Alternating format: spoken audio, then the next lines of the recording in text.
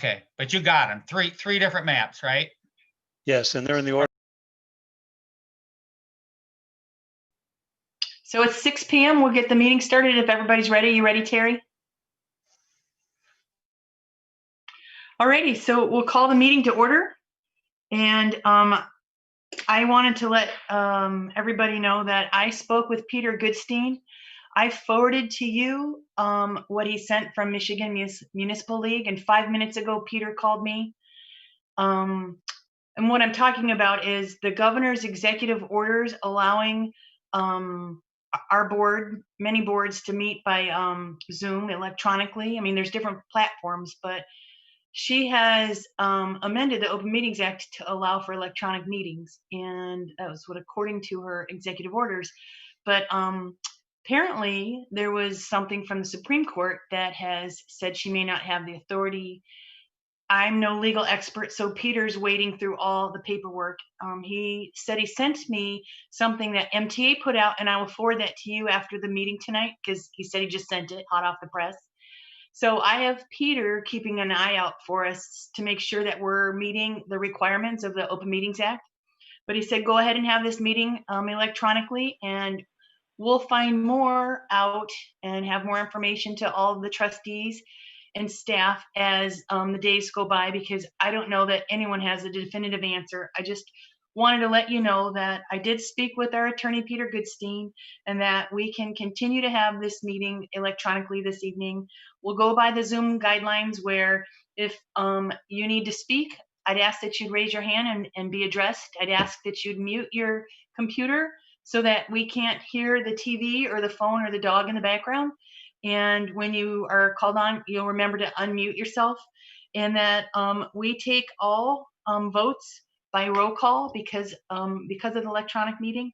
So there's our Zoom meeting guidelines. We've called the meeting to order, and if you can stand, I'd ask that you'd stand for the Pledge of Allegiance.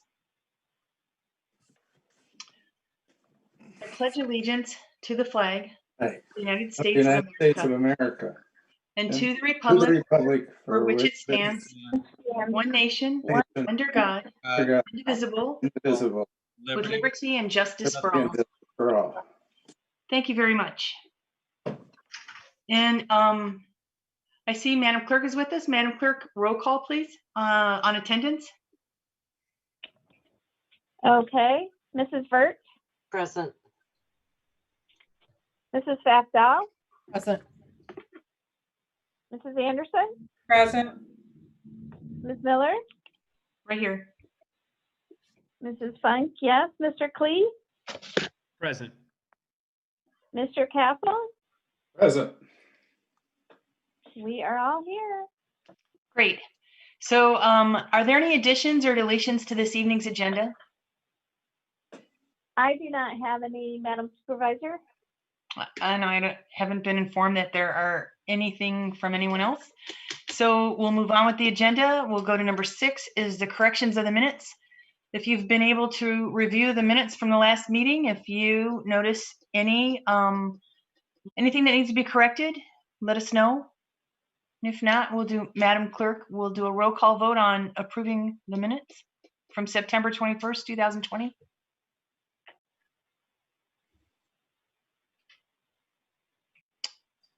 Anderson, No correction. we approve the minutes for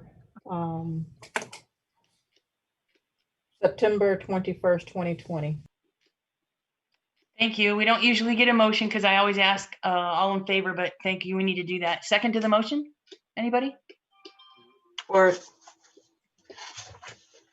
That was from Barb Vert, and I hear Mr. Preston in the background saying it's not necessary, but Madam Clerk, roll call please on approving the minutes from September 21st, 2020 meeting. Mrs. Vert? yes. Mrs. Fafdal? Yes. Mrs. Anderson? Yes. Ms. Miller? Yes. I'm abstaining because I was not present at the meeting. Mr. Klee? Yes. Mr. Castle? Yes. The minutes are approved as presented. Thank you. Number 7 is public comment. Would anybody like to address the board at this time? I'm not seeing any hands. It doesn't look like anyone is interested in addressing the board at this time.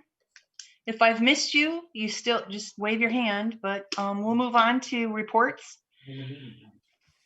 So I let you know about the Open Meetings Act and that we're keeping an eye on the news of last Friday with the Supreme Court of Michigan telling the governor that she's not authorized to have the executive orders based on whatever she was citing. And I think we'll be hearing more in the next month or so. The next thing I wanted to tell you is we had a good meeting last meeting. I was still in Cleveland, but I was surprised at the end of the meeting, as well as most of you were.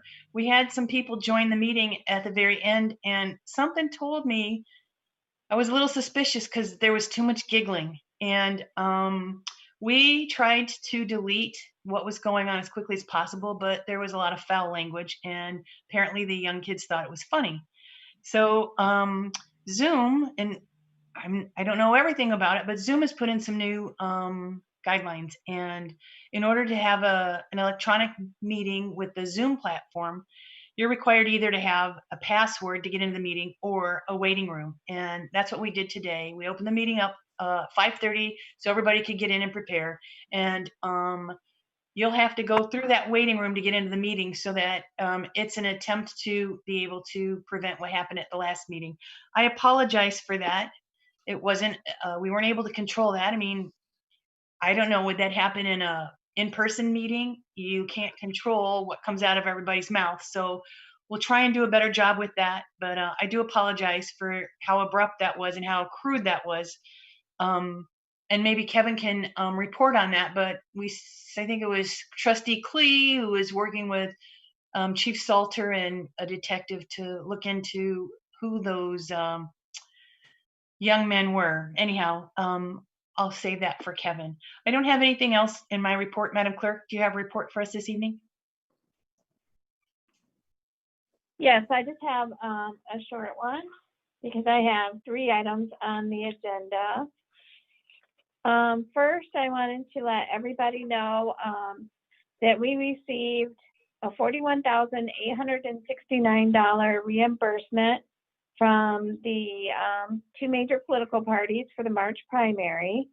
And I want to thank Angie Tygeson for her hard work on compiling all the paperwork for that. As of today, or as of just a couple minutes ago, that's why I was a little late signing on. I was trying to get the numbers of how many ballots have been sent and returned. So as of about 5:58, we have sent out 8,823 ballots. And of that, 2,262 have already been returned in less than 1 week. We started receiving ballots back on, I think we received 42 ballots back last Monday, and the majority of them have came in since then. So that's a 25.64% return rate, and 90% of those are being returned in person. So I want to give a big shout out to Angie and Jackie because they are hopping busy. And I just want to give a gentle reminder to our residents and our voters that we are closed on Fridays. And because of the volume of work that we're facing, we are in here working Fridays, Saturdays. You'll see me in here on Sundays. No matter how much you knock on the door or beep your horn, as much as we would like to help you, we don't come to the door. Friday, it was just a continual in and out. It's a safety issue for us. And I hope that the residents understand that. We're not ignoring anyone. It's just mainly a safety issue. We don't know who we would be opening the door to. And sometimes there's, sometimes it's just me. So I don't want to give away everything that we do in here, but it gets a little scary. And I just hope that everyone realizes why we don't answer the door when we're not open. And that's all I have for my report. So just piggybacking on that, We have 2 drop boxes. One is on the building outside the tax department, sewer and water department. You can drop it and it goes inside the building. And that's checked every day when we're open, and we empty it frequently. And then there's a drive-up drop box. If you drive into our parking lot, if you make a right turn on the island with the light, and we try to mark it well. As soon as you turn into our parking lot, it says drop boxes, one this way, one that way. And the clerk has applied, is it by grant, Kathy, that you're trying to get a third one right outside the front door? Yes, we're just waiting on it to arrive. And the other thing about that, when we are here working, because we've gotten a lot of questions about it, how often do we check it? Right now, we are checking it every half an hour and collecting ballots out of it. And also, as is required by the state, we do have a surveillance camera. You can see it from one of our surveillance cameras in the parking lot. So we've gotten a lot of questions about that too. So you can put the application in, right? The application? No? Yeah, you can put the application in the Dropbox and you can put your ballot in the Dropbox. You can pay your water bill and put that in the Dropbox also. Thank you, Madam Clerk. Madam No problem. Treasurer, do you have a report for us this evening? Just want to make the announcement. I did appoint a new deputy treasurer on October 1st, Tanisha Amadou. She does work in the Treasury Department. Am I getting an echo? So just welcome Tanisha aboard as a deputy treasurer. Great, thank you. Are there any trustee reports this evening? Carol? Do you want me to go ahead and do the planning commission? Sure. Meeting one? Okay, we had a planning commission meeting last Thursday, the 24th of September, and we discussed the change of use from Lowe's to Northgate. We approved for them to move in and use the existing building for warehousing, processing, and packaging. Then we talked about Casey Temple off of Elms Road. They requested and the board approved to remove and replace a storage building. And Gabriel Protection and Training on Linden Road was approved to add a new cold storage building. Woodhaven Senior Community requested an amendment to approve the site plan. They would like to add a fencing, a new gallery, which would be used for arts and crafts, and wood shop. The fencing would be a decorative security fence in the entry of the property. The signage would be at the entry as part of the fence structure.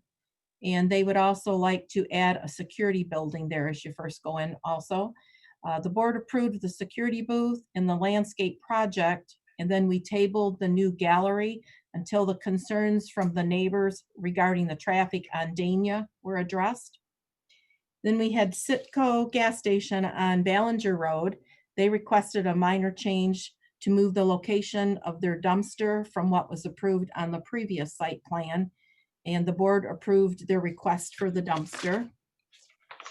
And that is all I have for the planning commission, but I'd like to say something on community events. At our last meeting, I mentioned that we were in the process of planning a drive-through trunk or treat. The DDA met this week and they would like us to postpone all community events until our governor has lifted the restriction for gathering, large event gatherings. So at this time, the trunk or treat, along with the welcoming of Santa, has been canceled. I know that was a tough decision, tough to hear too, because it's what brings our community together when we do those events, and you do a good job with those, Carol. I wanted to reiterate something about discussion at the Planning Commission. As Northgate hopefully moves into the old Lowe's building, there was a discussion, we've had complaints about truck traffic and noise and such on Dutcher Road. And the request was made that Northgate would use the existing roads that come out of their parking lot, which would be Mansewer and Linden. And then they could also be using, go south and use Taft to Linden. Now, we didn't say you can't use Dutcher. We can't tell anybody you can't use a road. Dutcher is you can drive trucks on Dutcher, but there's some residents who've had some complaints. So they said they would try their best to use Taft to Linden or Mansour or Lincor to Corunna as best they could. I just wanted to bring that up because I know that there's been some concern about truck traffic on Dutcher. Thank you very much for that report, Carol. Are there any other trustee reports? Tom, Clay, Frank. Okay, we're going to move on to staff reports. I'm going to call on Chief Salter, please. Thank you, ma'am. Since our last board meeting on September 21st, I'll talk about the police department first. Your police officers responded to over 1,000 calls, averaging about 88 per day. So still not as bad as right after COVID, but still pretty high. Last Friday night, we had a shooting at Clover Tree Apartments. We had a group of people leaving a get-together, and they were confronted by a suspect who fired some shots into the air, and then fired shots into the crowd. 2 people were hit, one in the back and one in the leg. They're both in good condition right now. We don't have a suspect yet in custody. Part of the notes also, I wanted to hire a new part-time comm op. I know right now we are sort of short on comm ops. Her name is Christy Davis. She's a Swart Street graduate. She's attending college for criminal justice.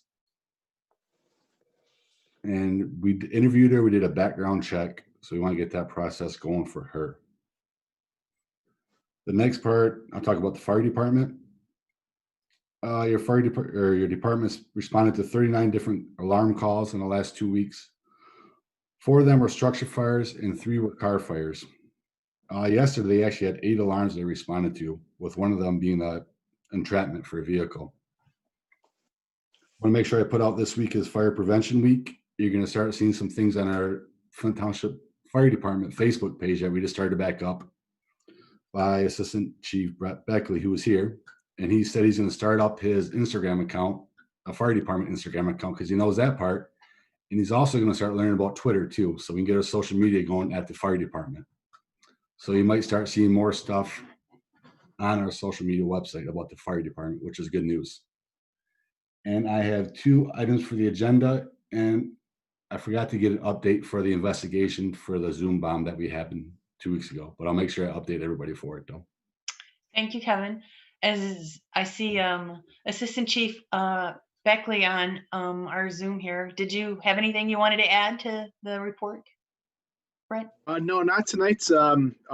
Like a Chief Salter covered all of the high points. As he said, it is a fire prevention week. This year's focus is preventing fires in the kitchen. So there will be a lot of information on our Facebook this week, and also our other social media that's up and coming. So be looking out for that. But our guys have done a great job over these last few weeks. It's been busy. So yeah, that's all I have. So is your Facebook, Twitter account, and Instagram going to say prevent kitchen fires, order out as much as possible? We won't go that far, but it is a very very large cause of house fires, in our community especially. So we are going to hit that one pretty hard. Thank you very much. Thank you. Mrs. Tucker, do you have a report for us this evening? Carol mentioned the Planning Commission items, so I won't go there. Board of Appeals met on September 23rd. They met to discuss the Northgate issue, and a land use variance was granted for the warehousing, processing, and packaging, and then they went to the Planning Commission the next night. The Board of Appeals, the next meeting is this Wednesday at 5 p.m. It is at the Township Hall. They have one case, and it's a gentleman is requesting to be allowed to work on gun stocks in his business that he has. There's also the next Planning Commission meeting is this Thursday, the 8th of October, and they don't have any cases that they're considering this week. They are working on the master plan update to update our plan to not only the visioning that we did for the corridor by Genesee Valley Center, but also to get our master plan updated for the RRC, the redevelopment ready certification for the state. And let's see, the DDA met last week. They approved their draft 2021 budget. They also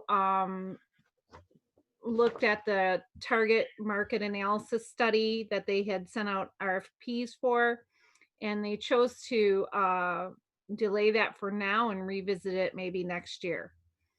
They also looked at the Pirate Park study and cost analysis, but I'll talk more about that when we get to it. That is an agenda item. And then Beecher Road CIA does have a meeting on Wednesday. It's their regularly scheduled meeting, and they will be considering their 2021 budget. Both of their budgets should be at the October 21st meeting for the Township Board to review and approve. And then it goes back to them in November for their meetings for their adoption. The Bristol Road CIA meeting is not until the first week of November, I believe. I did talk to Beth about that to make sure that was okay. And she said it was fine. So theirs will be a little later, and then they'll have to send it to you as soon as theirs is done, and then adopt it in December sometime or late November after the Township Board's done with it. Other than that, I think that's it. And I have several items on the agenda tonight. Alrighty, so we've gone through staff reports. Any Karen? more? Yes, I had a question for Tracy. sure. Why was Woodhaven pulled from the meeting for the Planning Commission? They, when I talked to Mr. Piper, he said they weren't ready to do the gallery portion yet. They haven't had opportunity to meet with the neighbors yet to discuss what the neighbors are looking for. Okay. So we pulled it.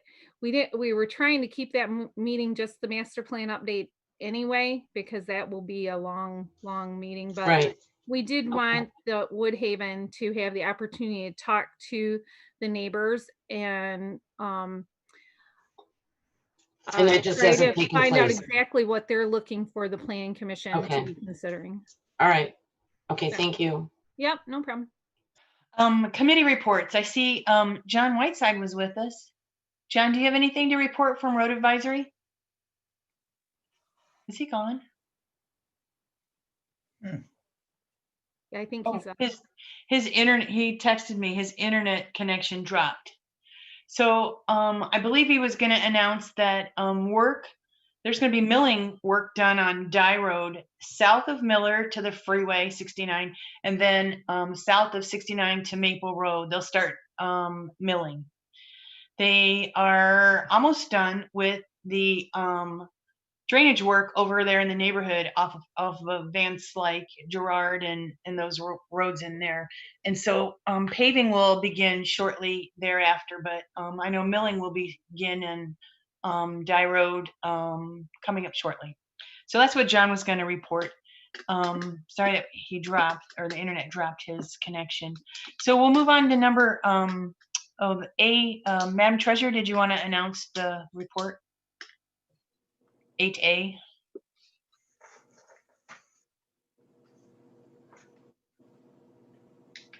Did you hear me, Lisa?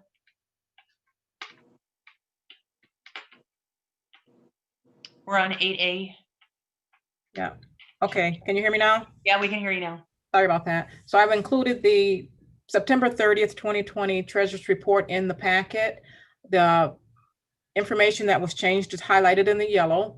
We will be, we're still waiting on the funds for the coronavirus grant, and so that will be going into the Chase Bank. There was a little bit of interest that got posted there for public safety under Chemical Bank, but once we get that moved over, then we'll be closing out the account at Chemical Bank, and we've moved all of the public safety funds over to Chase just for the ease of being able to balance, the needs of from that. So everything is there. If no one has questions, I would just ask that it be accepted in the minutes for review by the auditors. Thank you. And number 9, Madam Treasurer? Yes. So you should have received a copy of all of the invoices via your emails. So I'm requesting authorization to pay bills in the amount of $1,198.87. And I also would like to acknowledge payouts of invoices and disbursements from our taxes in the amount of $10,200,000 $224,335.56 on September 24th, $31,966.83 on September 30th, as authorized by the board's policy. So with that, I'd like to make a motion that we pay that amount for a grand total of $10,257,501.25. Is there a second to the motion to pay the bills? Support. Any questions or discussion? Any questions for Madam Treasurer? Nope. No, hearing none. Madam Clerk, roll call to approve paying the bills. Mrs. Fafda, Yes. Mrs. Anderson, Yes. Ms. Miller, Yes. Mrs. Funk, yes. Mr. Klee, Yes. Mr. Castle, Yes. Mrs. Vert. Yes. Motion carries. Thank you. So we'll move on. Number 10, is there any correspondence or informational items, Madam Clerk? No, there is not tonight. New business, action item A, I'm going to turn it over to Mrs. Tucker.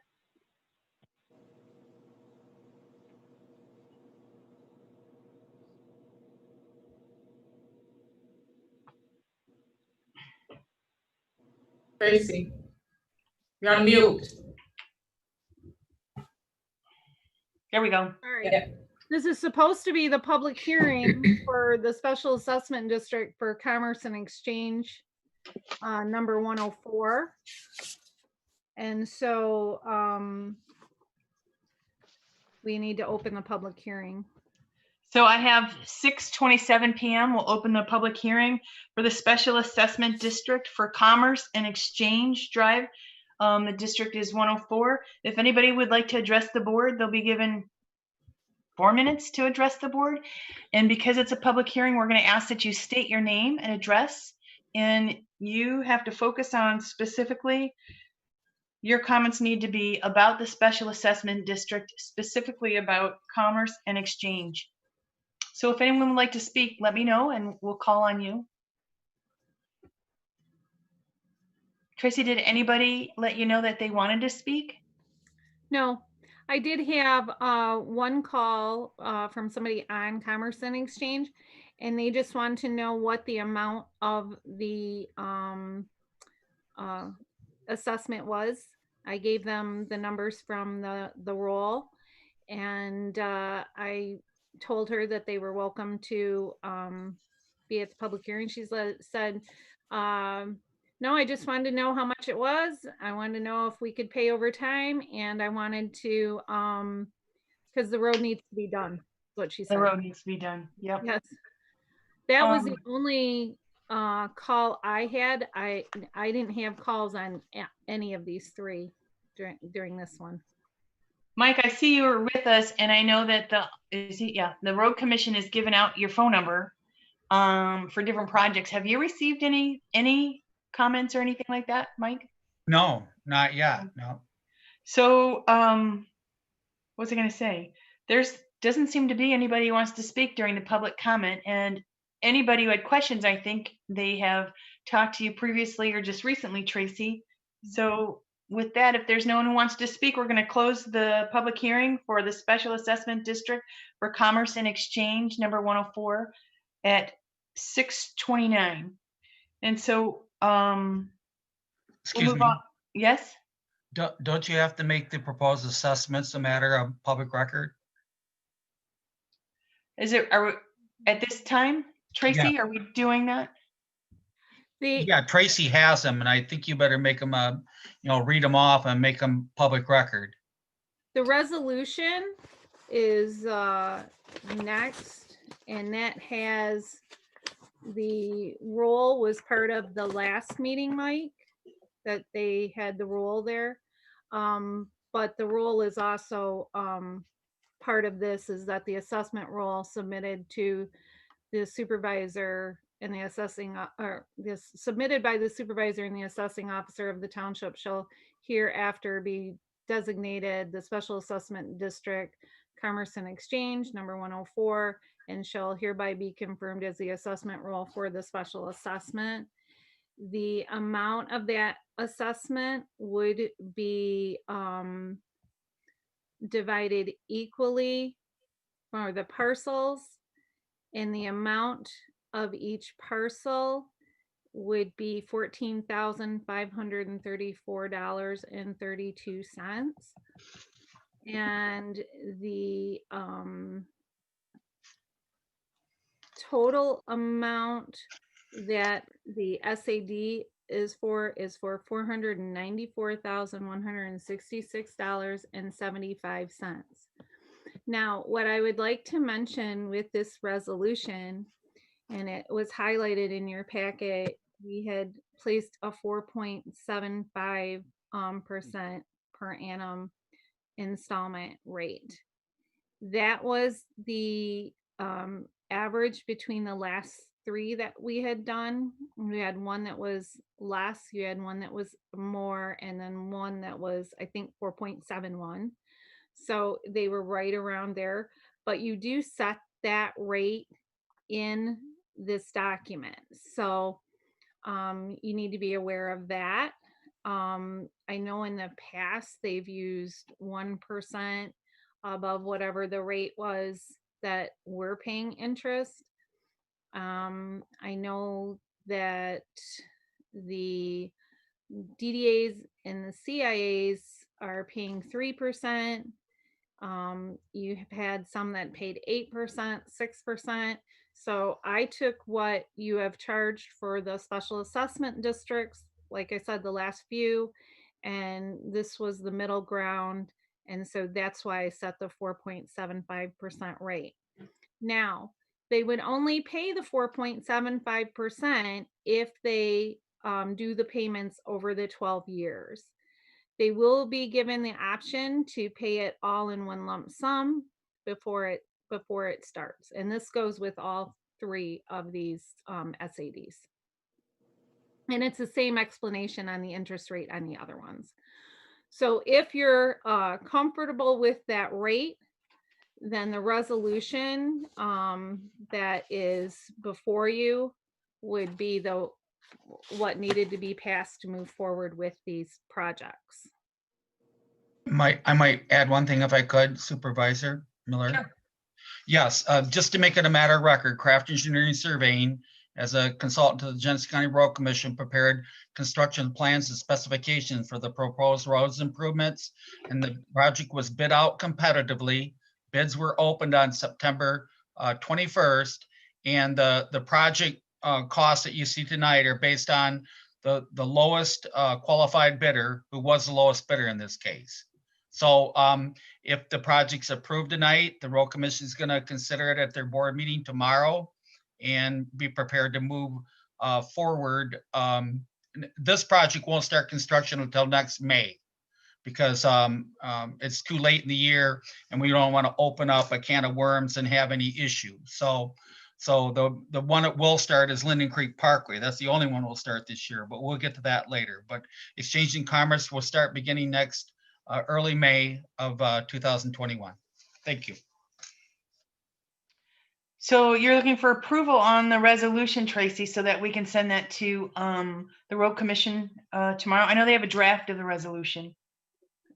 Yeah, and the draft has changed because we added the timing and the interest rate per what we have done before. So that was added in. But yes, we will send these tomorrow with a record of the vote. So we need a motion to move forward on the approving the resolution to go forward with the special assessment district and the road construction for Commerce and Exchange. The project's been bid out. The Road Commission's looking to receive our resolution. If we move forward, they'll vote on it, but the construction won't occur until next spring. So basically it's ready to go until we're going to get through the winter, and then construction will begin in the springtime. Right? Correct. We would move that we, oh, sorry, Tracy. No. Are you ready, Karen? Yes. Cleve would move then that we move forward on the Special Assessment District Commerce and Exchange number 104, based on the recommendations and all of the work put together by Mike and Tracy together on this paper. Is there a second to the motion? Fun So- second. Any discussion or questions?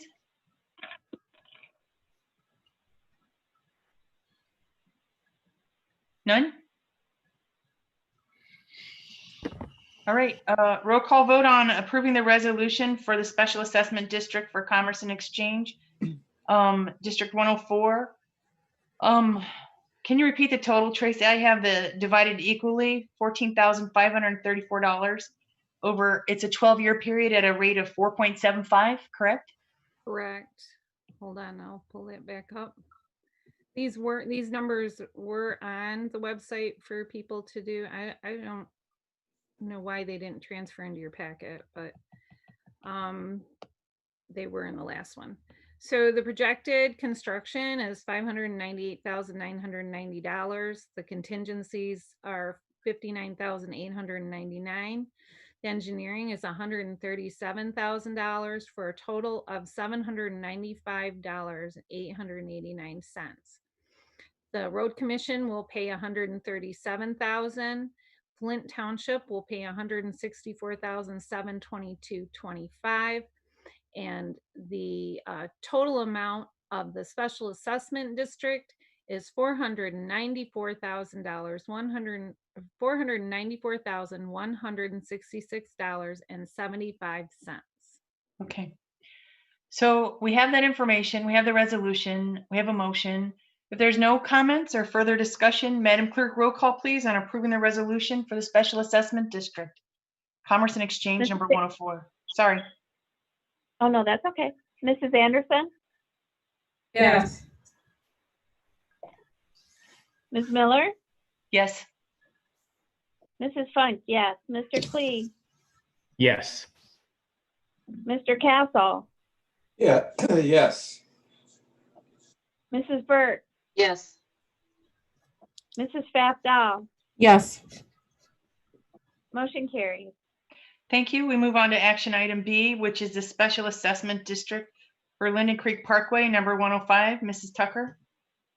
So this would be the public hearing for this as well, and I'll give you the numbers right up front. That would be, maybe I will, hold on. Okay, so the total construction for that is $364,000. The contingencies are $36,400. The engineering is $92,000 for a total of $492,400 for the project. The road commission will pay $92,000. The Flint Township itself will pay $100,100. And so the total cost of the SAD is $300,300 for a per parcel cost of $37,537.50. I have not received any calls on this one either. We did have one gentleman who came into the meeting that we had in May, and I don't think he didn't express that he was against it, I don't believe, but he did ask questions. But other than that, I've had nothing about this. This road project would start almost It's possible. immediately. Yeah. This is the one that that road is in terrible disrepair. It's disintegrated in many places. So That assessment per parcel is $3,128. Am I correct? no, it's 37,000. But we're dividing it up by 12 years. So Right. per year, what I was talking about Oh, is yeah. $3,128. That's correct. Now, we'll go forward with the public hearing. We've got the information. We'll open up the public hearing at 6:39. If anybody here would like to speak in regards to the special assessment district being created for Linden Creek Parkway, number 105, now's the time to speak during the public hearing and only speak on this topic during the public hearing. And I don't see any, is there anybody besides the trustees and staff? I see someone from the view. I see the marks and the C words. Did you want to speak during the public hearing? Anybody? The view? Nope. So, we'll close the public hearing at 6:40. And we'll move on to the resolution. You have the numbers. We'll have a motion. I have a question. So if we want to move forward on this to approve the resolution, we'll need a motion to move forward. I will move approval of the motion. The resolution for the SAD. Yes. Is there a second to the motion? Support. That was Fafdal. So we have the motion and the second, and we're open up for discussion. And did you two have any questions or any discussion? No? My question is, Mike, and if you wanted to say anything at this point in time for the record, and also if you had anything to say about us you've reached out to the state and to GM, so go right ahead, Mike. Yeah, I will. Well, first of all, we will be working for the road commission to oversee construction. Construction of Linden Creek Parkway is scheduled to begin as early as October 12th. And the work has to be, the physical construction of all the physical improvements, including the roadway construction, has to be done before November 20th of this year. And then the restoration will be done next year in the spring, weather permitting. So yes, and what I did is that I decided to reach out to General Motors or actually the Senator Antoinette. We'd asked him to follow through on the possibility of getting some money from the state that it looked like we were going to get earlier this year. And I tried to contact him 2 times. He has not responded. I can only assume that that means that, we probably didn't get the money, but still, I'm going to stay on him to get a final answer. I don't see any reason why we couldn't get it later if it becomes available. So we'll stay on that. And also, we made GM aware of what was going on too, since they have a vested interest in this project and it's very important to them. And one other thing is that Tracy informed me she went to the back and talked to these 3 large suppliers that are in the city of Flint area, Tex area. I think it's Logistics and Kuka and Walker, and none of them volunteered to pay any money either. So I kind of mentioned that to GM also, and to see if possibly they might have some influence with them. I can't promise anything, but at least we tried. That's it. Thank you.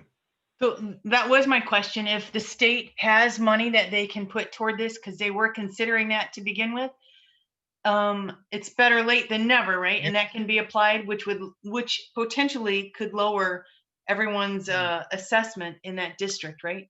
Sure. As I said, Karen, I think we're going to stay on them, and I'm sure, Tracy, there's no reason that couldn't alter the assessments, right? Yes, the amount can go down. That's why we put the contingencies in there just in case. Right. That amount that they're going to pay could go down 10%. So, but we can go down after this point. We can't go up. Mm-hmm. So just to be sure, Tracy, is the interest rate the same, 4.75? 4.75, yes. Yes. Is it possible at this time to lower that? You guys can set it to whatever you want to set it at.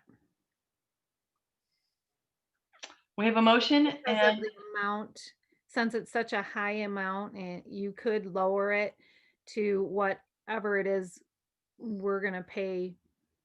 Your the DDA, their loan is at 3%, correct? Correct. Is it possible for us to drop this down to 3%?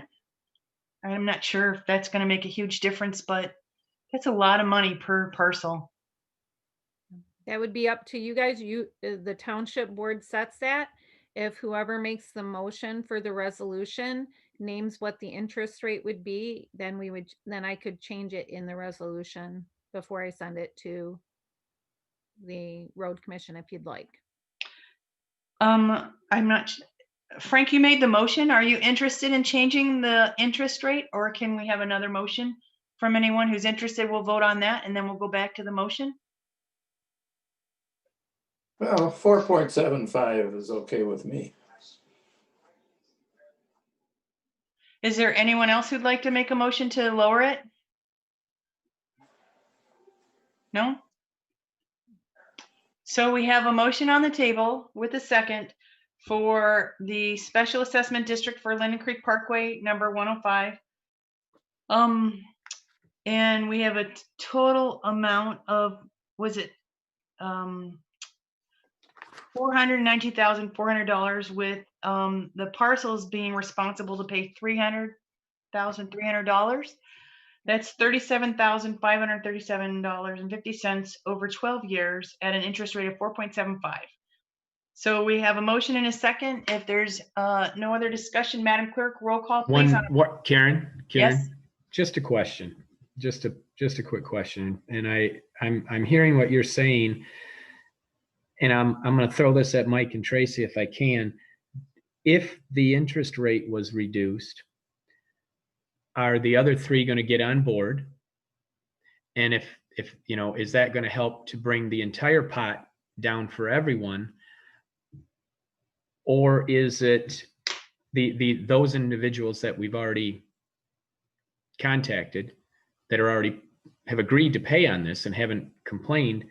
Would it behoove us to give them a carrot in that respect of offering a little less interest out of respect for them, being that they're willing to pay their share, but yet the three suppliers at the rear end in City of Flint, as I mentioned in the last meeting, aren't willing to get on board at all? Mike, Tracy, what do you guys think about that? Well, when I contacted those in the back, there wouldn't have been any interest on theirs at all because they're not part of the special assessment district. They're in the City of Flint. So what they would have paid us would have just been an amount. You know, I offered that we would do a contract with them for 12 years where they could split their cost up over 12 years, and they all said no. So, But you said the 4% only comes into play if they elect to go over to pay it out over the 12 years, right? correct. Mhm. So how would the whole pot, why, when Tom said the whole pot would come down, how is that going to bring the whole pot of money down for everybody? I think he was talking I about meant- if that enticed the other people who aren't in the special assessment district right now, if it would entice them to be a part of it, we would take that out of the cost of the SAD. However, they wouldn't have been paying interest on theirs to begin with. Theirs would have been basically a donation for the road. Right. A lump sum payment, right? But again, like I said, I mean, if this, looking at it, and Lisa, what I was looking at also is, I mean, these folks are willing to get on and willing to pay their share. If I'm just looking at, you know, if They're not. no, not the three in the back. Oh, No, okay. I'm talking hours. I'm talking hours. And if they're, you know, if we could offer them something they're willing to pay. I mean, and Karen, I think you were looking at saying, hey, these are tough times for everybody. Maybe the business people, we could afford to offer them something where it doesn't cost us, the township, any money, but yeah, in the same respect, they're still able to take care of their due diligence. I just think $37,537 is a large check to write all at once. Otherwise, you're going to spread it out over the 12 years and pay the interest. And I thought maybe if the board was willing, we could lower that interest rate to help them out. That was my thought. The one thing I will add is that the businesses are in the assessment district. They're all located in the first 1,150 feet east of Linden Road. Now, everybody else in that industrial condominium there will be using the road, and they're going to be using it at the expense of the people that are paying for it. So it's not quite fair, but there's nothing we can do because all the parcels in the back are in the City of Flint, and they control the taxation and assessments or anything like that. So the people up front are really paying for the cost of the whole project that's going to benefit many more, but that's the way it is. Hopefully we can get money to the state, but Tracy, can that be added on or figured in at a later date, even though we finish the project this year? How would that work? I mean, the governor sooner or later might loosen up the purse strings because she was going to grant it earlier this year. So can the assessment, it can be altered after. Yeah, that's what she said. Yeah. Okay, yeah. So hopefully we can get that. But the initial funds are coming from what source? Well, I think they're coming from your sewer and water fund. I think you're going to borrow them, right, Supervisor Miller? That was the plan. And So then, if we get money from the state, we'd pay our sewer and water fund back earlier, Yeah, right? okay. Not give I it to can the see district. that. But you'd have to alter the assessments to the people too. But I guess Yeah, it's a that at any change to everybody. right. Okay, well, we'll keep on Senator and Nick, and maybe they'll reach out to GM too.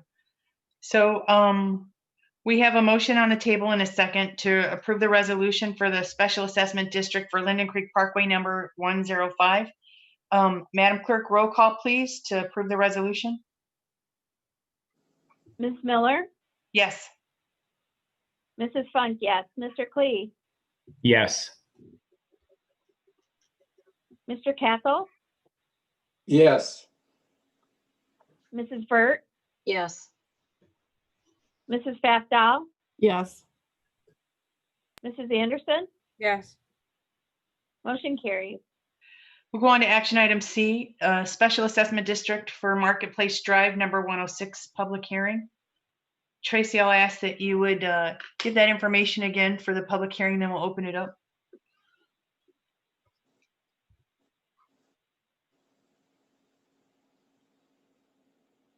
You're on mute. Thank you. Sorry Thank about you. That's all right. So this is for Marketplace, and this is the construction cost is $404,505 with contingencies of $40,450.50, engineering of $105,000 for a total cost of $549,955.50. The road commission will pay $105,000, and the DDA will pay $111,238.88. And the balance and the amount of the special assessment district itself is $333,716.63. The per parcel cost is $37,079.63. Again, this one I have had 0 calls on it. I do see that there's a 516 number that has come on that I don't know who that is. Somebody else might, but I have had no calls on this. I don't know if anybody else has. This again will be a project that will not be done until next year. So we're looking for the approval. Again, this one has the 4.75% interest rate. And if this is approved tonight, then we would send the draft over to them, but it would not start until May of next year.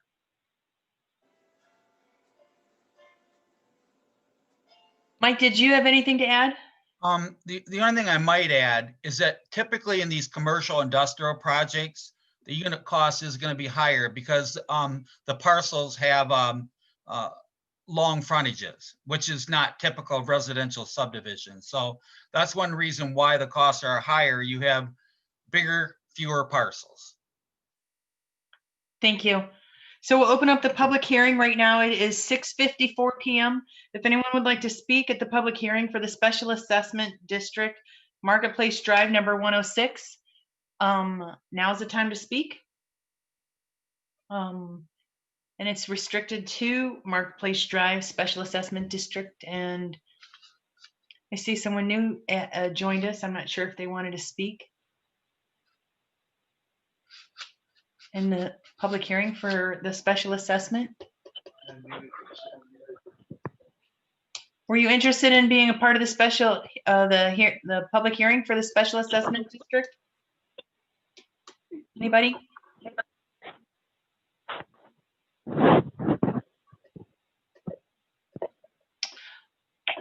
I don't think so. So if no one's interested in speaking during the public hearing, then we'll draw that to a close. And it is now 6:55. And a resolution would be in order to move forward to approve the resolution for the special assessment district for Marketplace Drive, number 105 or 106. I apologize. Motion is in order to move forward. We Funk would moves move. that- Sorry, go Go ahead, ahead. Ms. Funk. Nope, you got it. Go. Okay, Funk moves that we approve the resolution to move ahead with number 106 Marketplace Drive. Is there a second? Cleve would go ahead and second that motion. And sorry about that. Is there any further discussion or questions on the motion for the approving the resolution for the special assessment district Marketplace Drive 105? Anybody? Any questions? This is a lively bunch. So if there's not, then Madam Clerk, roll call please on the resolution approving the special assessment district Marketplace Drive establishment of 106.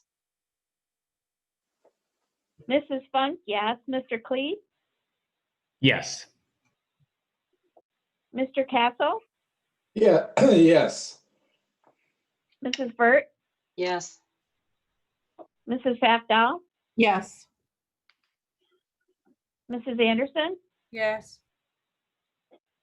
Ms. Miller, Yes.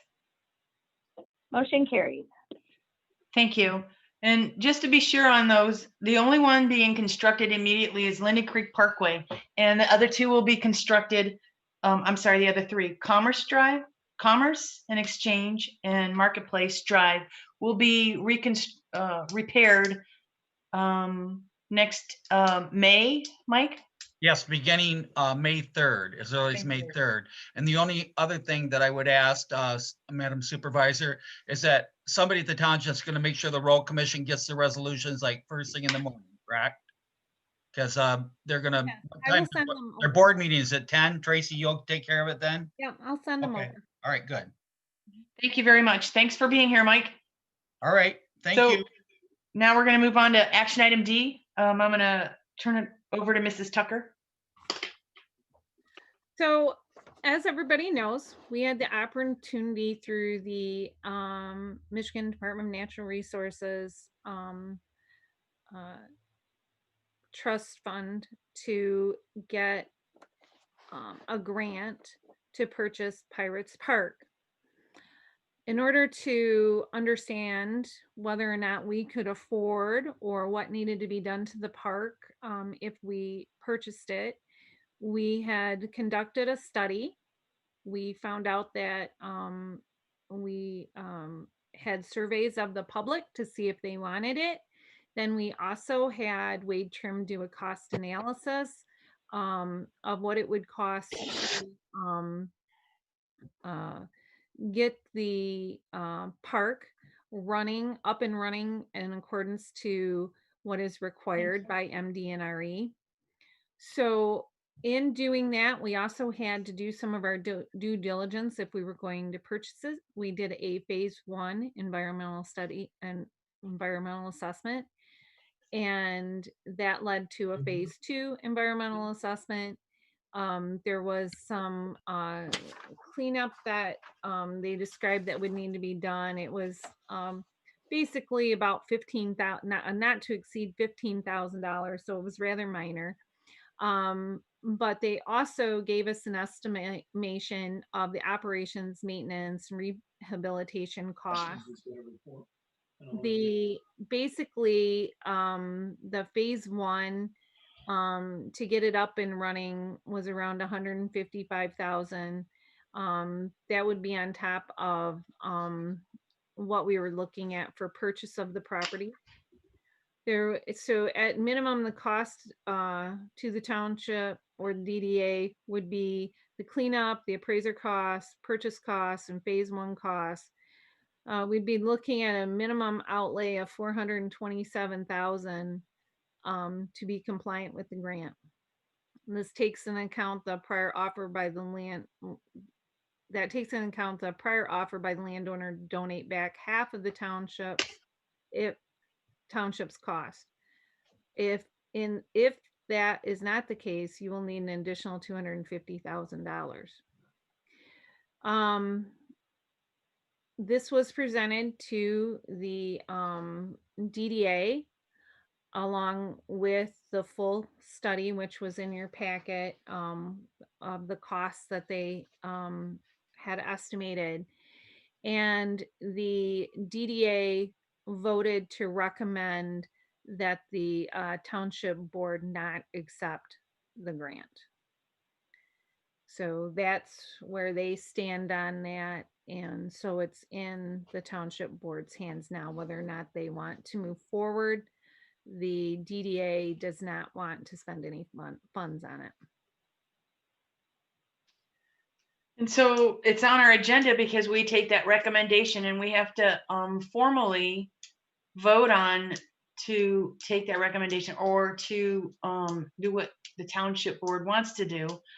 I know that once that DDA board was established, we looked to them because they're businessmen in our community, and we were looking for a level-headed, reasonable assessment of whether or not the township should take that grant and make that a park, which would take that land where Pirates Park is located and make it a public use forever. There would never be an opportunity to turn that into anything else besides public use.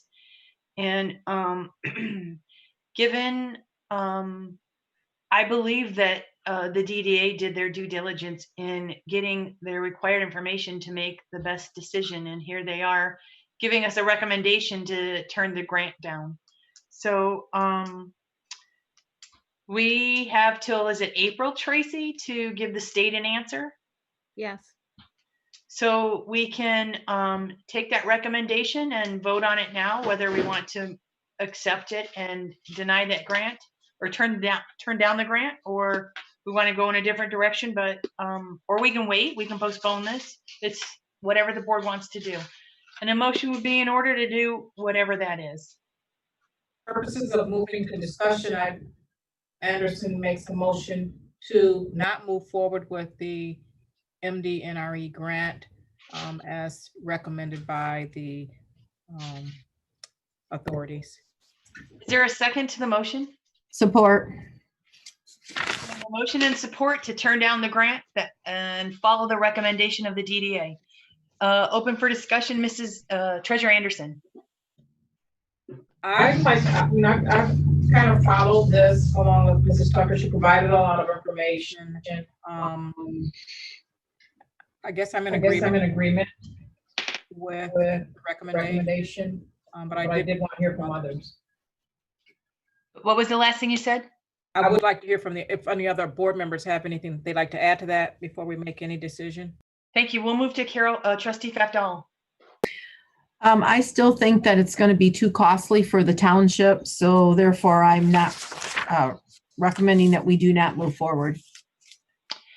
And I'm going to call on every trustee to give their input because this is a big decision. It's $1 million grant, but it's more than that to create a park, even in phases. I'll go to Trustee Castle. Did you have anything to say on the motion, Frank? I'm just wondering if there's any downside to postponing this decision. I mean, conditions may change. We might get somebody to pay our portion. The way it is right now, I would vote against it, but is there any downside to postponing the decision until April? Mrs. Tucker? There's no downside to postponing it. I would not postpone till April, however, because in April, we have to actually have done the purchase. So right now, what they are recommending is that we just basically stop the process, not pay for appraisers, not pay for all that, because we would need to continue our due diligence, which would mean more payouts. Because if we decide not to take the grant, which is the recommendation right now, then any of those dollars that we put out would not be reimbursed back to us. So if we decide to move forward with the appraisals, we know, and we don't think we're going to purchase it, then we will eat those costs for sure. Back to Treasurer Anderson. Because then we still have the owner as well that's kind of been in limbo for quite some time. And it just seems, if I were the owner, I'd like to have some answer. closure brought to that. So I'd be able to make the next move, maybe it go back on the market or whatever else that we can, or, you know, some other ideas might be able to be generated from that once the final decision is made and we release that. But to put more money into it at this particular time, at those costs, you know, it just doesn't seem feasible for us to do that. Anything else, Mr. Castle? Well, I agree, we shouldn't put any more money into it, but, you know, again, I ask the question, is there any downside to postponing the decision until a later date? Because something may happen. I just think that Mrs. Tucker made it clear that if we postpone, we have to proceed with our due diligence, which means more money out of our pocket. Is that correct, Mrs. Tucker? Well, we would need to proceed with the appraisals and all that so that we could enter negotiations for the purchase. Oh, I see. Well, I don't want to put any more money into the project, so then I'm take back my comments. So I'm going to move on to Trustee Klee. I'm in agreement with what Tracy's paperwork and everything that she has done. She's done some great work on this. It's definitely going to cost an awful lot of money for us to revitalize that facility and to bring it into the park. I know, Tracy, you chased the county at Genesee County, and we've talked to the other adjoining areas to us all the way around and asking, hey, you know, this is a great opportunity, get involved, step up to the plate. We all pay to the Genesee County parks, and we don't have a park here in our own area, which is, you know, like you did your hard work to try to get the Genesee County parks to jump on board, Swartz Creek, Clayton Township, etc. It's a hard, pill to swallow, you know, to say that, but, and like Frank said, to put more money, to throw bad money at something that may not be able to materialize, I think we're probably in the right agreement. And you know, the property owner needs to have some kind of a decision made so that they can move forward in their aspect. They're sitting there with a piece of property that they need to put back on the market. Then maybe somebody else, you know, get somebody else out there. There's a lot of property moving right now. I'm good with that. Supervisor Miller, thank you for the time. Thank you. Trustee Vert? I'm in agreement to not move forward, but I think it's a shame because I think Flint Township needs something here. We need a draw for Flint Township, but there's no reason to wait and just move forward with the recommendation from the DDA. That's it. Clerk Funk?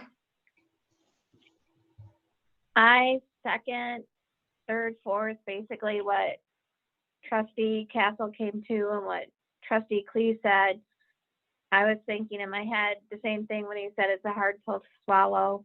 And what Trustee Vert said, we need something. And unfortunately, it's just wrong timing all the way around. So I hope we find something for the future. And I want to thank Tracy too for all of her hard work and also on the special assessment districts too. I didn't say anything before, but I know she's put a lot of time and effort into these projects. Thank you. So I just I agree with the other trustees. My concern was I could see us complying with the state to make it usable as a natural area. That would have been really pretty, a trail around that water, and maybe work with PetSmart for a dog park. And it didn't have to have any other entertainment. It could have been a natural area. But to even get it there, we're looking close to $500,000. And then I think my biggest issue was we're struggling to be able to fund the police department to its fullest capacity. And then we're going to put a strain on them, asking them to patrol this park. Because as much as we have asked Genesee County, hey, consider us, you got a millage, we pay into it, and we don't have a county park, their budget's set and they had no room to even look at doing something like that, not split the cost of anything, a ranger, a direct, anything. Anyhow, our crime statistics have been going up, and maybe it's attributed to COVID, but to know that having this large area that would be a draw to kids who are able to drive and yet not making responsible decisions, like what we saw at our last Zoom meeting, we're going to put it on the police department to control that. And maybe it's a bigger issue for code enforcement too during the week. I don't know. Would there be litter? Would there be loitering? Unfortunately, we don't have the money, and I'm in agreement with the motion and what others have said, unfortunately, because I thought it was a great opportunity, but we don't have the money. So we have a motion on the floor and a second, and if everyone's had a chance to speak, if there's nothing else to be said, I'll ask Madam Clerk to take the roll call on the motion to turn down the MDR, is it MDRE? MDNRE. NRE grant that we received. It was about $1 million for Pirates Park, just for land acquisition. Last chance to speak. Madam Clerk, roll call, please. Mr. Klee, Yes. Mr. Castle, Yes. Mrs. Burt, Yes. Mrs. Fafdell, Yes. Mrs. Anderson, Yes. Ms. Miller, Yes. Mrs. Funk, yes. Motion carries. And it was brought up that we should contact the landowner as soon as possible. You'll be able to do that, Tracy? Yes, I will. Thank you. And then the state also, right? Because that money might open up to someone else. Mrs. Treasurer Anderson? And should we maybe put something on the website? People have kind of had their eye out and been calling and wanting to know, what's the status of that. So I see the views on here, and I'm sure once they print it, MLive will print it, but yes, we'll put it on Tracy, if we could do a press release about us turning down that grant for Pirates Park so everybody knows. Okay. That would be great. I'll prepare something and send it to you for your approval. Thank you. Thanks. So we move on to action item E is, I don't have, my pen's running out. You have information from Controller Beth Takis about and the state's requiring us to produce a waiver for the MERS DB plan because the total amount of our funding is below 60%, and this is required. And so you have the paperwork in front of you, and a motion would be in order to move forward.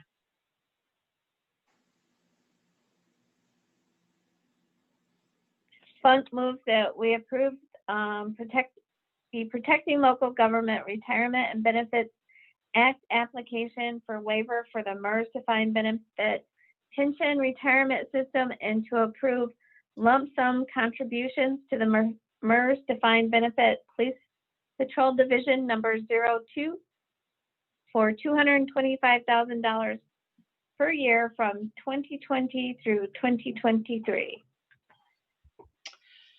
Is there a second to that long motion? Clee would support that. Any questions or discussion on that motion? No? Madam Clerk, roll call, please. Mr. Castle, Yes. Mrs. Burt, Yes. Mrs. Fastow, Yes. Mrs. Anderson, Yes. Yes. Ms. Miller, Yes. Mrs. Funk, yes. Mr. Clee, Yes. motion carries. Thank you. Action item F, Chief Salter. Yes, ma'am, thank you. In the board's packet is some information regarding removing and replacing the concrete apron behind Fire Station 1. Prior to Assistant Fire Chief Berkeley retiring back in August, he received 3 quotes for the concrete. One was Gross Construction, one was LA Construction Corporation, and the other one was Bell Company Incorporated. On the rear, or to the south of Fire Station 1, the apron there, all the base underneath the concrete is washing away. We need to get it replaced. And for the bid, we'd remove and replace the concrete, which it's more expensive because it's actually 8 inches thick because of the weight of the fire trucks that go back here all the time. It's starting to wash away. It's cracking in spots. It's going to get worse and worse. There is money in our budget for this fix, so I'm asking the board to approve awarding the contractor Gross Construction for the amount of $29,806.90 for the removal and replacing of the concrete apron behind Fire Station 1. Can I get a motion to move forward? Clee so moves that we accept the appraisal and the estimate per Chief Salter's recommendation. Is there a second to the motion? I'll second. Any questions for Chief Salter? Madam Clerk, roll call, please, on awarding Gross Construction the work to do the apron at Fire Station 1 in the amount of $29,806.90. That's in the budget. It's budgeted. Madam Clerk, roll call, please. Mrs. Burt, whoops, I'm sorry. That's right. Mrs. Burt, Yes. Mrs. Fastow, Yes. Mrs. Anderson, Yes. Ms. Miller, Yes. Mrs. Funk, yes. Mr. Clee, Yes. Mr. Castle, Yes. motion carries. Thank you, board. Again, Chief Salter, action item G. Yes, ma'am, thank you. In the board's packet is the annual renewal of our FANG dues that we pay every year. Last year, we had Lieutenant Wilbur from the FANG come and talk to us, come and talk to you guys, the board, about what they do every day. That hasn't changed. They are a great asset to our community, albeit maybe undercover investigations. It's a force multiplier. It seems like a few of the shootings that we've had in Flint Township, they've always had detectives in the area which were able to respond and assist us in locating the suspects. That's just one of the, or a few of the many things that they do for us. So I'm asking the board to approve the $40,972.39 to the Flint Area Narcotics Group. That is also in our 2020 budget too. Chief Salter, repeat that amount, 42,000 what? So he's good. $40,972.39. We also reimburse $45,000 a year from FANG, so It's offset. yes, offset it. Is there a motion to move forward? I'll make a motion that we renew the membership dues for FANG in the amount of $40,972.39. Is there a second to the would- motion? Clee would support that. Any discussion? No? All right, Madam Clerk, roll call, please, on paying our FANG dues in the amount of $40,972.39. Mrs. Fastow, Yes. Mrs. Anderson, Yes. Ms. Miller, Yes. Mrs. Funk, yes. Mr. Clee, Yes. Mr. Castle, Yes. Mrs. Burt, Yes. motion carries. Thank you, board. Thank you. That's good news. Action item H, Madam Clerk. Yes, we were notified last week that we were awarded, the Elections Division was awarded $24,654 from the Center for Tech and Civic Life. The organization is a nationally recognized nonprofit that partners with everyone from rural election offices to the largest tech companies in the world. The award amount was based on a series of metrics, including the number of voters, demographics, etc. This is not a matching grant. So I would like to move that we accept the grant award in the amount of $24,654 from the Center for Tech and Civic Life with Clerk Funk, providing the required reporting concerning the funds. So there's a motion. Is there a second to the motion to accept the grant award? We would support the acceptance of that grant.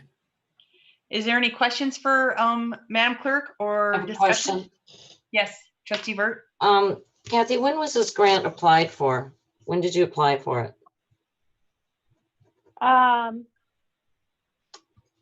Like a week ago, week and a half ago. Okay. Were the plans to use these, this money in with all the other grants that goes on for the rest of this that you have on here? Was that the plan, or? It could be divided out in however we wanted to use it. And at first I was looking towards using a portion of it for hazard pay for our election workers. But then we received the notification about the other grant, the $30,000. And so this grant can be used to purchase equipment as well. Okay, the hazard pay, that would have to be approved by the Election Commission and the Township Board also, correct? Correct.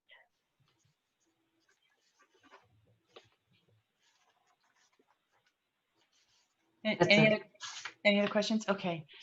So we have a motion and a second to accept the grant award for the Center for Tech and Civic Life. Can you give me the total again, Madam Clerk? $24,654. If there's no further discussion, Madam Clerk, roll call, please. Mrs. Anderson, Yes. Ms. Miller, Yes. Mrs. Funk, yes. Mr. Klee, Yes. Mr. Castle, Yes. Mrs. Burt, Yes. Mrs. Fafdal, Yes. motion carries. Thank you. Action item I is to accept the grant from the Bureau of Elections, Madam Clerk. Yes, this one is $30,000 in funds from HAVA, Help America Vote Act funds. Just to give everyone a little bit of background, HAVA funds were initially established following the 2002 election to purchase new equipment, and the state of Michigan was very wise in setting aside a large portion of the money. New equipment was purchased in 2003, and then we did not have upgrades to the equipment until we received our new equipment in 2017, which at that time we only had to purchase one additional tabulator, and that was only $5,000. And they still had HAVA funds set aside. And once the pandemic hit and the number of absentee ballots rose, then they started looking at the needs and jurisdictions to purchase a high-speed tabulator to help out with the volume of absentee ballots. And I was very surprised that to get notification that we received this, because I had applied back in the summer just to get an additional tabulator, and it was immediately turned down. So this one is kind of was a nice little gift that kind of came out of nowhere. And if it's approved to accept it towards the purchase of the high-speed tabulator, then I will go into how it will save cost and with the next action item. So I would move that we accept the $30,000 grant award for the Michigan Bureau of Elections. Is there a second to the motion? I will second. And are there any questions or discussion for Madam Clerk? Trustee Vert? Yes. Kathy, you said you applied for one back in the summer before the primary? It might have even been even earlier than that. It might have been before the pandemic hit. I notified both you and Trustee Castle at the time because I think it started before the pandemic, and so I was surprised that we went from 5,000 saying no to this. So we are the only municipality in the county outside of the city of Flint who was awarded this grant. Correct. And we have to use this or we lose it, correct? Or it has to be matching, or what was that? We use it or lose it. Okay. Did you have a break? It has to be, pardon me?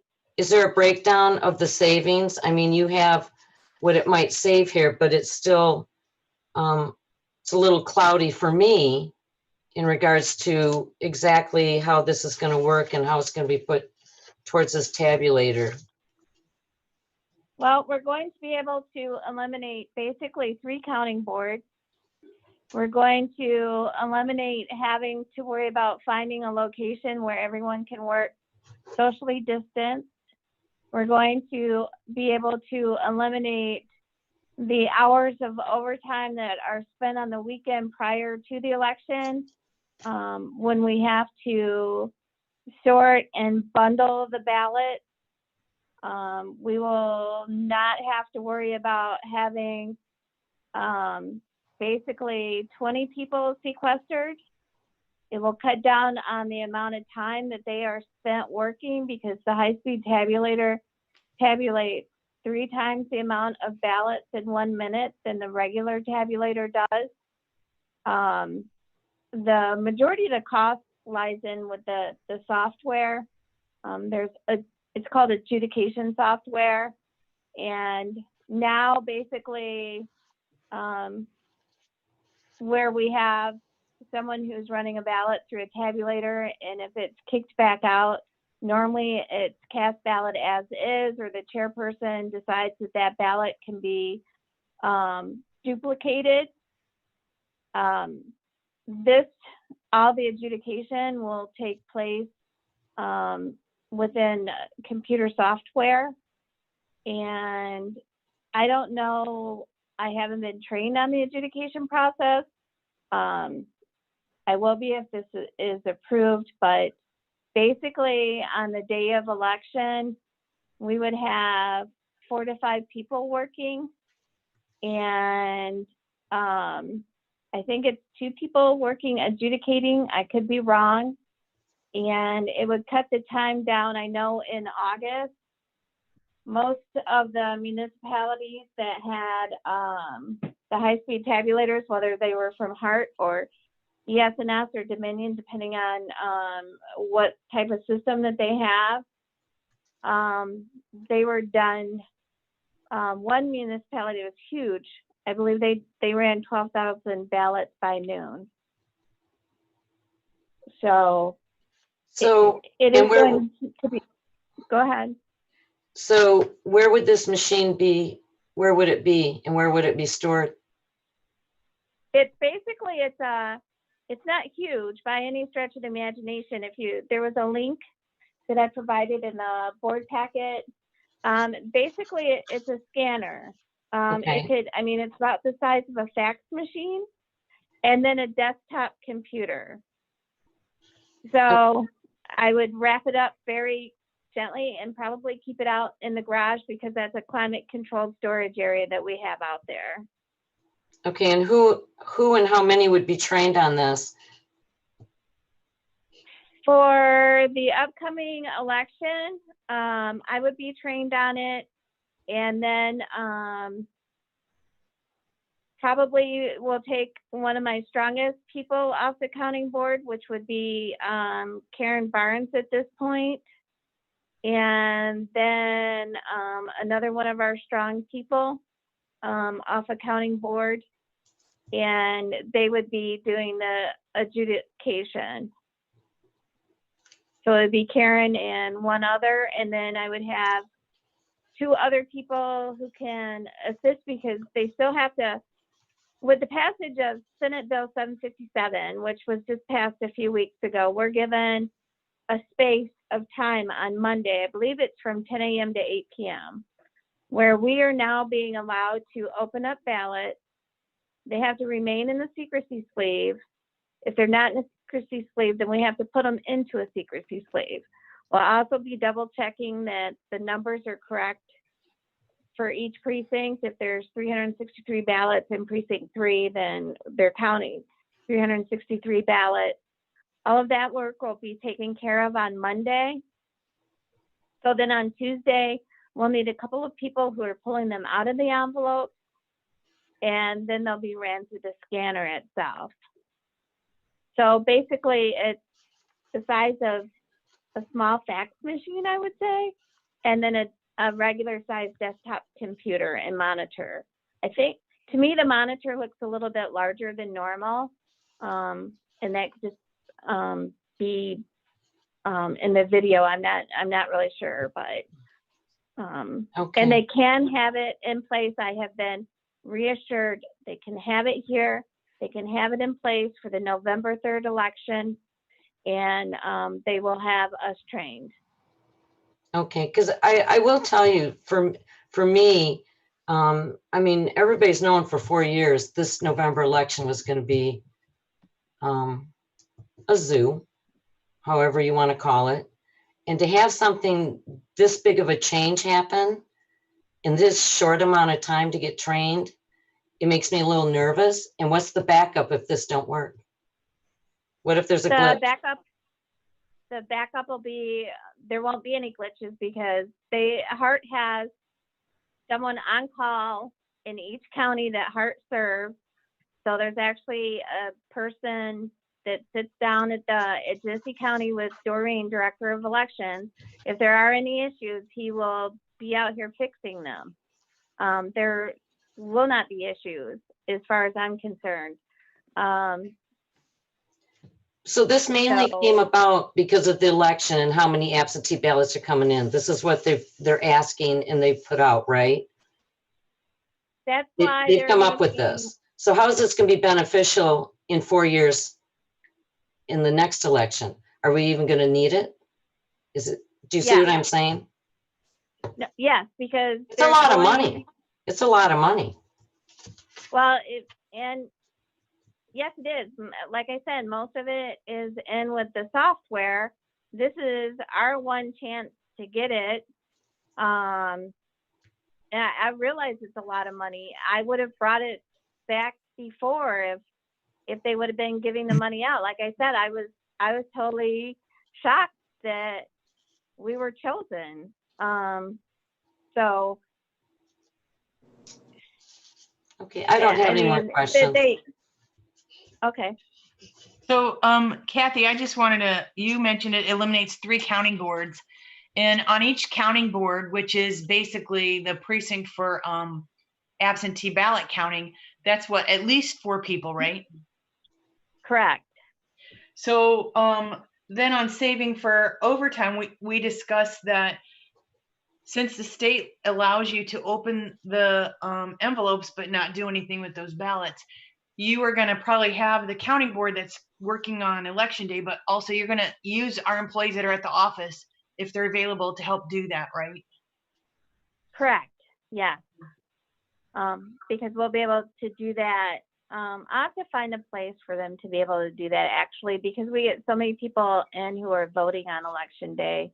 It'll be difficult to set it up in the meeting room, but we'll find a place to put them. And on election day itself, we'll have the people working will be in the back conference area because they'll be able to maintain, well, they'll be able to better spread out there. And I won't have to worry about finding a location like we did in August. And then in August too, it was bringing everything back that night as well. And that adds up. Paul had to be called when they were done. I think it was midnight, 11:30 or midnight when I put the call into him to please come move everything back to the township because we couldn't leave ballots and things at the school. But that was so- unusual because that you did that. You moved the counting boards over to Randall's because of COVID, which may have had to occur this November. But typically, as Barb's asking, if you're going to use it again, you've had 4 counting boards for August 2020, and you would have 4 counting boards for November, except that you are hoping to have this high-speed counter tabulator. Previously, though, you've had 3 counting boards in other elections, correct? Is that right? We only had 3 in August, and that was jam-packed work from 7 until I think the last ballot ran through at around 11:45 or so. I lost track of time. So during that day, so. But I've seen 3 counting boards at other election times, and that's going to be eliminated. You only have to have 1. Is that correct? Correct. Yes. And the other thing that will be eliminated as well, in one of the cost saving efforts this year, I did it for August, and I also am still doing it for November, but I've been doing all the testing myself.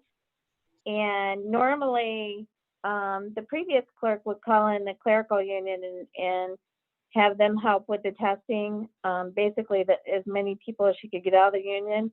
I've narrowed that down to just me. And just to test the machines for the counting board, the regular tabulators, that would take me 2 full days. So that means that I can move on to the next task that I need to do, because testing is a huge undertaking, especially for one person. So that's going to eliminate that. Like I said, it's going to eliminate the pre-sorting on the Saturday before, and bundling up the ballots and things.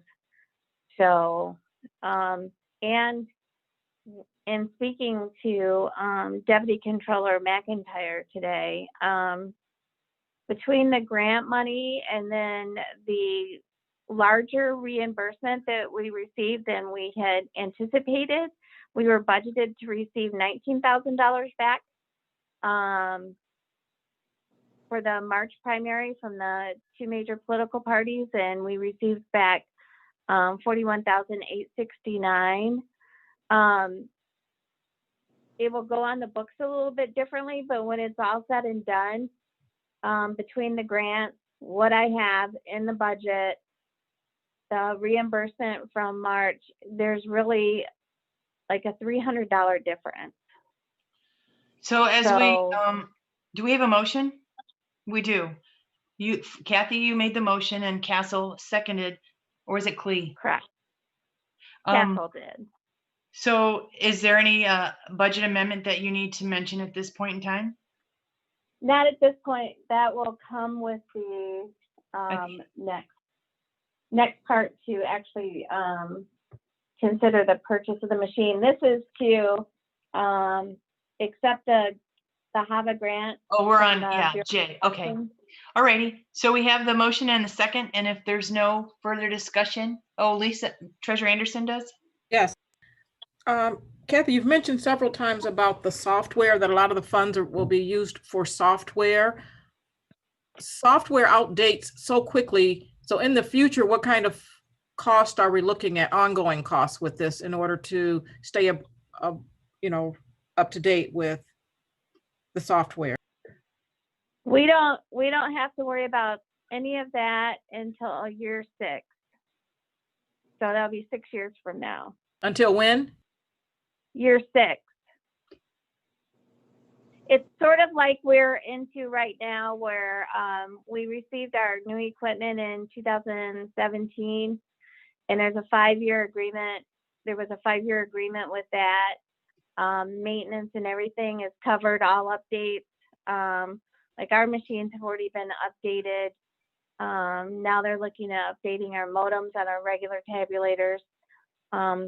Those funds are pretty much covered. I think we have to cover maybe just a hair for the modems. I know the county was in negotiations on that, so.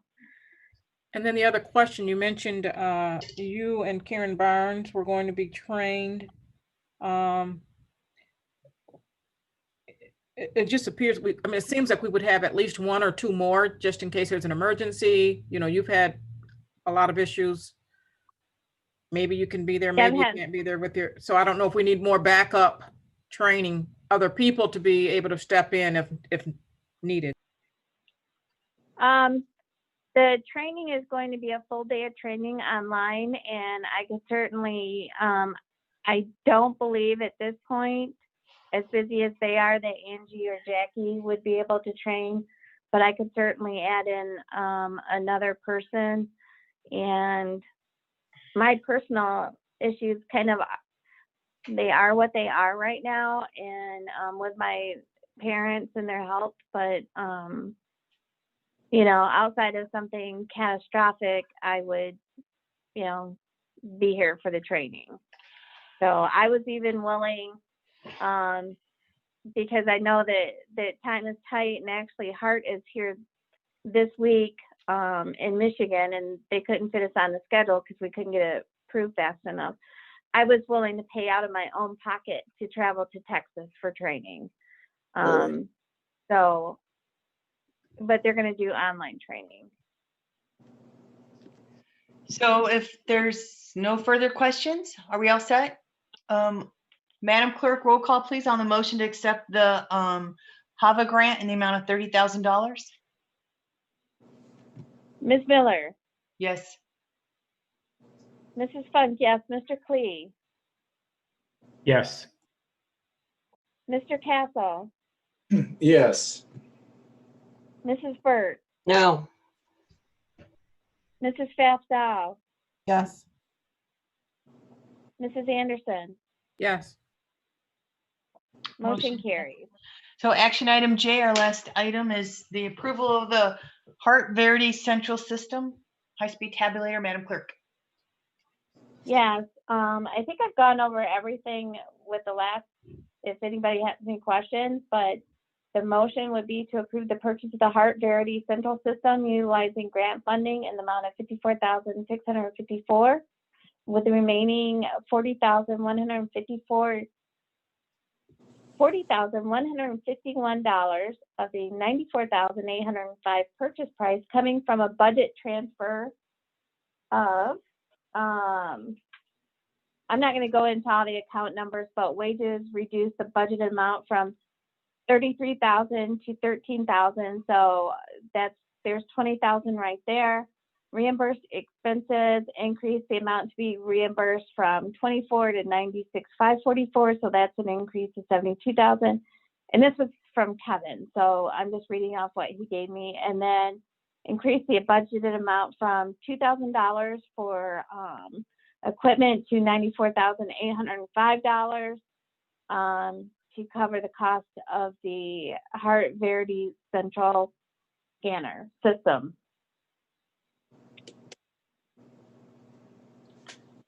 I hope that made sense. I see the grant money money is there. We're just moving it around. and you have a few $100s in your budget to pay for the rest of it. Yeah, Is it- it's all there. Okay. And we have this information from Deputy Controller, and so we have a motion, and do we have a second for it? Was that Clee? We would second, yes. Is there any further discussion or questions on this motion? Quick question. What is the final number? It was hard to follow all that. The final number on the 94,000. cost, yeah, $94,805. And what's the amount? That's the cost of the machine, correct? Yes. Correct. Okay, and that's the budget amendment, correct? Well, it's going to be the three that I sent. It's going to go from wages, reimbursed expenses, and then increase the budget amount for equipment from $2,000 to $94,805, which will cover it. So they'll adjust the three accounts to the actual balance if we purchase the machine and receive the grant money. Any other questions? No. No further discussion? Madam Clerk, roll call please on the approval of purchasing the Heart Verity Central System in the amount of $94,805, and all but a few $100s is grant money and reimbursed money, and we've moved some money around to increase the budget amount in equipment to the total of $94,805. Roll call, please. Okay, Mrs. Funk, yes. Mr. Klee, Yes. Mr. Castle, Yes. Mrs. Vert, No. Mrs. Fafdal, Yes. Mrs. Anderson, Yes. Ms. Miller. Yes. Motion carries. Thank you very much. Are there any announcements? Our next meeting will be held October 19th at 6 10:19, p.m. 6 p.m. And we will let you know if the Open Meetings Act will allow us to meet by Zoom, or if we're meeting in person. Well, I don't know. The governor had increased the indoor gathering to 20, but I guess we'll have to wait and see, and we'll let you know. Yes? The township is closed on Monday, is that correct? As an announcement? Yes. It's closed next Monday, so it'll be closed on the 12th, correct? Right. We're closed that Monday. Yeah, for Columbus Day. So our meeting is the following Monday. Any other questions? So that's announcements. If there's no further business and without objection, we can call the meeting adjourned. Thank you for joining us. That was a long one.